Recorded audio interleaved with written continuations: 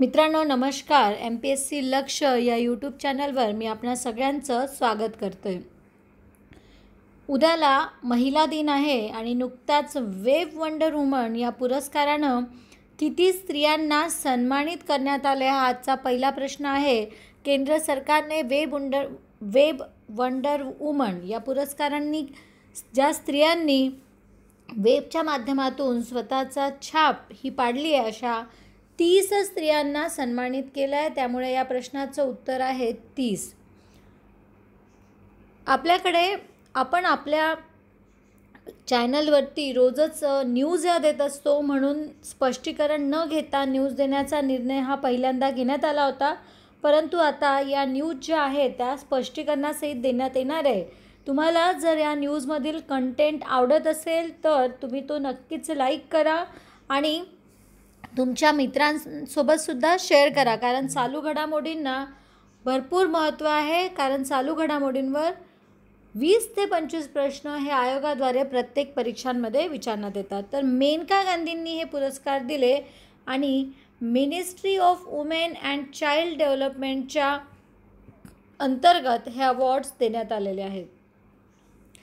दुसरा प्रश्न, स्वच्छ सर्वेक्षण 2019 हे पारितोषिक कुठल्या शहराला सलग तिसऱ्यांदा मिळालेलं आहे? तर या प्रश्नाचं उत्तर आहे इंदोर. इंदोर या शहराला स्वच्छ सर्वेक्षण 2019 हे पारितोषिक सलग तिसऱ्यांदा मिळालेलं आहे.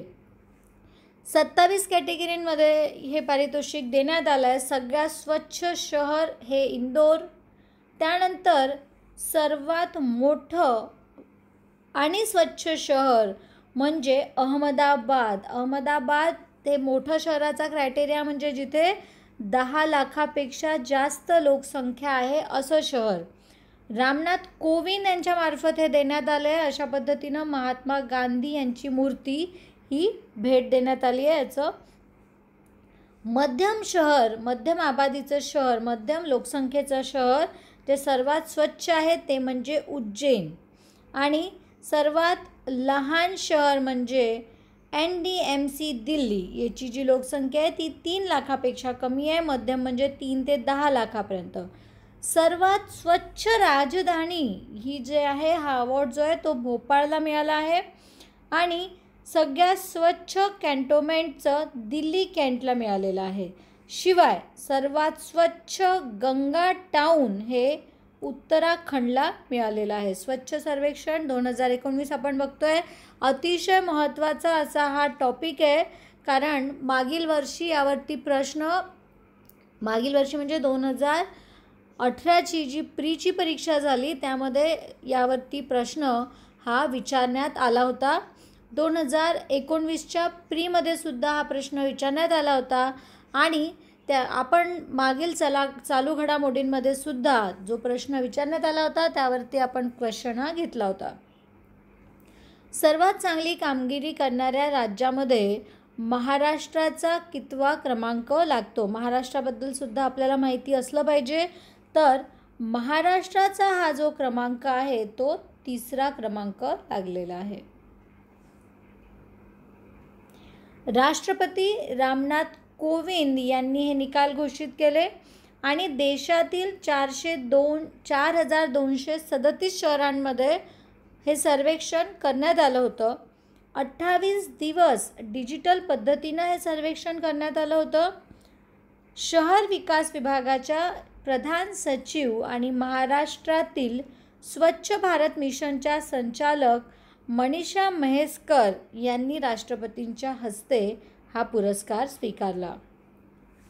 पुढील प्रश्न, सुरक्षा मंत्रालयाच्या अहवालानुसार थळ सेनेच्या महिला अधिकाऱ्यांचा किती शाखांमध्ये स्थायी कमिशन देण्यात येणार आहे? तर हे जे स्थायी कमिशन आहे हे 10 शाखांमध्ये देण्यात येणार आहे. 15 ऑगस्ट हा स्थल सेनेचा दिवस म्हणून साजरा करण्यात येतो. 15 जानेवारी 1949ला फील्ड मार्शल KM करिप्पा हे आपले स्वतंत्र भारताचे पहिले भारतीय सेनाप्रमुख होते आणि त्यांच्यापूर्वी जनरल रॉय फ्रान्सिस बुचर यांच्याकडे हे म्हणजे ब्रिटिशांचं ज्यावेळी राज्य होतं तोपर्यंत यांच्याकडे हे आपल्या थलसेनाचे प्रमुख होते. पण जे आपले पहिले आहेत ते आहेत के.एम. मरिप्पा. 15 ऑगस्ट 1947ला भारत स्वतंत्र झाल्यानंतर 15 जानेवारी 1949ला हे गठन करण्यात आलं होतं आणि 15 जानेवारी हा दिवस साजरा होतो थलसेनेचा दिवस म्हणून. पुढला प्रश्न बघा, UN रिपोर्टनुसार, UN म्हणजे काय तर युनायटेड नेशन, UNच्या रिपोर्टनुसार जगभरामध्ये प्रदूषित हवेच्या सेवनामुळे किती लोक प्रत्येक तासाला मृत्युमुखी पडतात. तर हा आकडा ऐकून तुम्ही थक्क व्हाल. जवळपास 800 लोक हे प्रत्येक तासाला मृत्युमुखी पडतात. UNचा हा लोगो आहे, हा फ्लॅग आहे आणि हा मॅप दर्शवितो की किती देश यामध्ये समाविष्ट आहे. युनायटेड नेशनचं जे हेडक्वार्टर आहे ते न्यूयॉर्क सिटीला आहे. ही काही महत्त्वाची माहिती आहे, ती तुम्ही लक्षात ठेवा. ही इंटर गव्हर्नमेंटल ऑर्गनायझेशन आहे ज्यामध्ये 193 मेंबर्स आहेत आणि 2 ऑब्झर्वर स्टेट्स आहेत. पुढला प्रश्न बघा, महत्त्वाचा आहे. राईस नॉलेज बँकची सुरुवात कुठल्या राज्यात नुकतीच करण्यात आली आहे. तर आसाम या राज्यामध्ये राईस नॉलेज बँकची सुरुवात करण्यात आली आहे. हे आसाम आहे, तुम्हाला मॅपमध्ये दिसत आहे.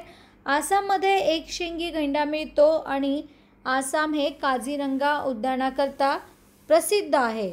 आसामचे जे मुख्यमंत्री आहेत ते आहेत सर्वानंदा सोनोवाल आणि हे आसामचे गव्हर्नर आहेत, त्यांचं नाव आहे जगदीश मुखी. पाकिस्तानमधील अमेरिकेचा विजेचा अवधी, पाकिस्तानातील नागरिकांना जो अमेरिकेमध्ये विजेचा अवधी मिळायचा तो 5 वर्षाचा मिळायचा आणि आता तो 5 वर्षावरून कमी करण्यात आला आहे. तर तो किती कमी करण्यात आला असा प्रश्न आहे. तर या प्रश्नाचं उत्तर आहे 3 महिने इतका तो कमी करण्यात आलेला आहे.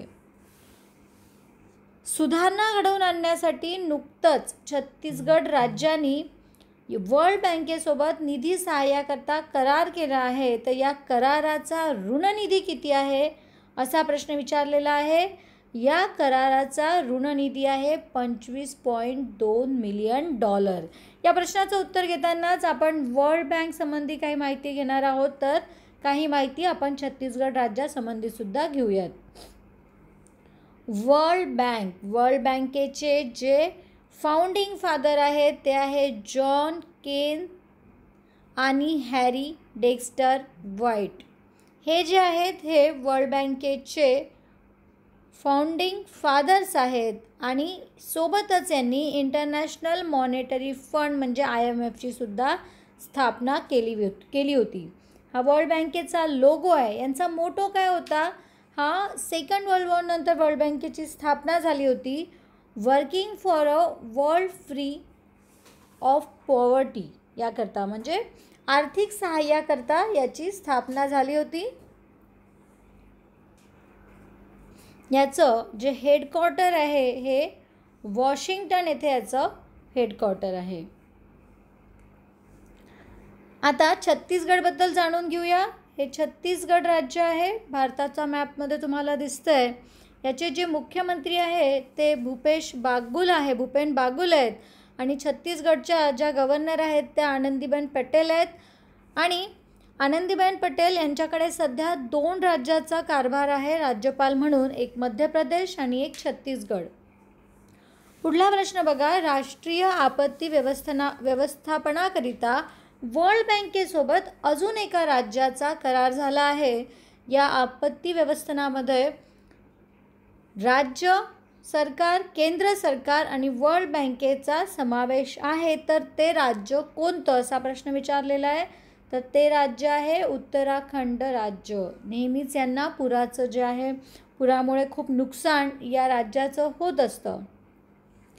मॅपमध्ये तुम्हाला लोकेशन दिसतं उत्तराखंडाचं आणि उत्तराखंडचे ज्या गव्हर्नर आहेत त्या आहे बेबी राणी मौर्या या उत्तराखंडच्या गव्हर्नर आहेत.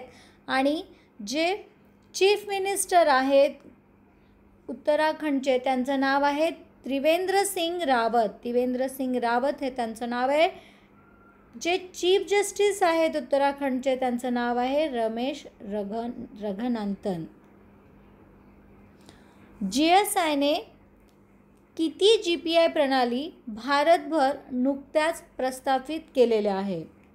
तर GSI म्हणजे काय? GSI म्हणजे जिओलॉजिकल सर्वे ऑफ इंडिया आणि GPI म्हणजे काय? तर ग्लोबल पोझिशनिंग सिस्टीम, GPS पाहिजे इथे.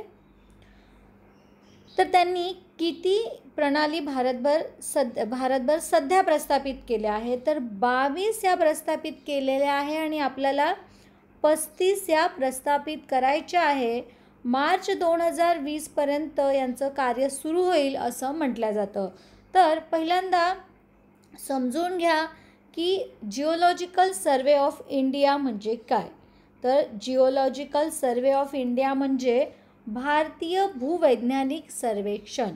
भारतीय भूवैज्ञानिक सर्वेक्षणाची स्थापना ही ब्रिटिश इंडियाच्या काळात झाली होती. म्हणजेच 1851मध्ये त्याची स्थापना ही झाली होती. आणि याचं जे GSIचं जे हेडक्वार्टर आहे तर ते हेडक्वार्टर कुठे आहे? तर ते कोलकाता येथे हे हेडक्वार्टर आहे.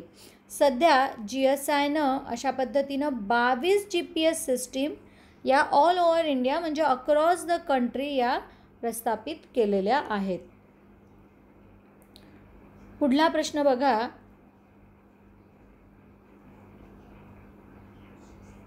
आझादी के दिवाने या म्युझियमचं नुकतंच उद्घाटन करण्यात आलं आहे. तर हे उद्घाटन कुठे करण्यात आलेलं आहे? आझादी के दिवाने याचं जे उद्घाटन आहे हे दिल्ली येथे नुकतंच करण्यात आलं आहे. हे म्युझियम आहे आणि अशा पद्धतीचे 4 म्युझियम म्हणजे स्वातंत्र्यासाठी ज्यांनी लढा दिला त्यांच्या स्मरणार्थ हे म्युझियमचं उद्घाटन करण्यात आलं आहे. तर अशा पद्धतीचे 4 म्युझियम भारतामध्ये स्थित आहेत. हे 4 म्युझियम कोणते या प्रश्नाचं उत्तर तुम्हाला द्यायचं आहे. त्यानंतर आर्किओलॉजिकल सर्वे ऑफ इंडियानं हे म्युझियम बांधलेलं आहे. तर आर्किओलॉजिकल सर्वे ऑफ इंडिया म्हणजे काय? हे काय करतं? तर ही एक एजन्सी आहे. इंडियन गव्हर्मेंट एजन्सी आहे जी मिनिस्ट्री ऑफ कल्चरच्या अंतर्गत कार्य करते आणि आर्किओलॉजिकल रिसर्च आणि कन्झर्वेशन म्हणजे पुरातन काळातले काही संशोधन आणि त्याचं संवर्धन करण्याचं काम हे करत असतं देशासाठी. बरं, याचं स्थापना कोणी केली होती? तर 1861 साली जे ब्रिटिश ईस्ट इंडियाचे डायरेक्टर जनरल होते पहिले अलेक्झांडर कनिंघम यांनी याची स्थापना केली होती 1861मध्ये. नवी दिल्लीला याचं हेडक्वार्टर आहे. 2018मधील जगातील सर्वात जास्त प्रदूषित शहर कोणते हे सांगा. तर 2018मधील जगातील सर्वात जास्त प्रदूषित शहर आहे गुडगाव. आणि आपल्यासाठी ही खेदाची बाब आहे की पहिल्या 11मध्ये जवळपास 7 शहरं ही भारतातील आहे. याच्यामध्ये गुडगावचा पहिला नंबर लागतो आणि दिल्लीचा 11वा नंबर लागतो. भारतातील गुडगाव, गाझियाबाद, फरीदाबाद, भिवडी, नोएडा, पाटणा, लखनौ आणि दिल्ली अशा प्रकारे आपले 7 शहरं जी आहेत ती पहिल्या 11 प्रदूषित शहरांमध्ये येतात जगातील. 1 मार्चला सिव्हिल डिफेन्स डे साजरा करण्यात आला. त्याची थीम काय होती हे तुम्हाला सांगायचं आहे. नुकतंच नेपाळच्या पूर्व प्रधानमंत्रींचं निधन झालं. त्यांचं नाव काय हे तुम्हाला नमूद करायचं आहे. आंतरराष्ट्रीय पातळीवरच्या या बातम्या आहेत. आणि एक शिंगी गेंड्याच्या प्रजातीच्या संवर्धन